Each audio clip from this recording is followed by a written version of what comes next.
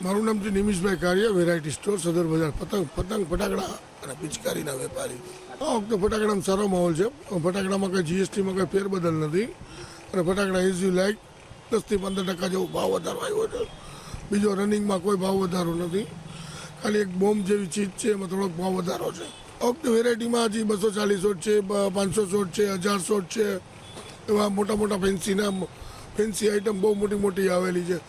છોકરાઓ માટે અત્યારે વિસ્લિંગ આઇટમો, વિસ્લિંગ રોકેટ છે, વિસ્લિંગ જમીન ચક્કર છે, વિસ્લિંગ વાયર છે, વિસ્લિંગ જમીન ચક્કર, એ બધી નવી છોકરાઓની આઇટમો આવી છે.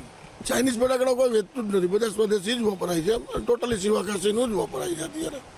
સ્વદેશી અપનાવો, હા, એ જ અમે અત્યારે ઉપયોગ કરી છે. અને આમાં વિદેશી કાંઈ લેતા જ નથી અને આવતું બી નથી.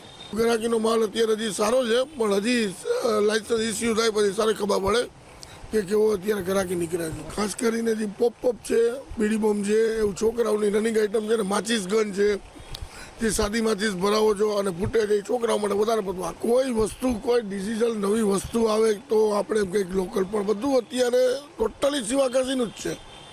એક બી વસ્તુ અત્યારે ઇન્ડિયાની બહારનું આવતું જ નથી ફટાકડા. હા, પહેલાં આવતું, હવે કોઈ વસ્તુ અત્યારે ઇન્ડિયા સિવાય કોઈ ઉપયોગ કરતું જ નથી. ટોટલી સદર ઇન્ડિયામાં. અક્ષય માકડિયા. બસ ઉત્સાહ છે બધાને, ફટાકડા લેવા ફોડવા વેચવાનો તહેવાર આવે છે એટલે માર્કેટ સારું છે. બાળકો માટે પોપઅપ છે, બીડી બોમ્બ છે, એવી નાની નાની વેરાયટીઓ ઘણી છે. બાર ધડાકા, તે ફેન્સી આઈટમ જાજી છે.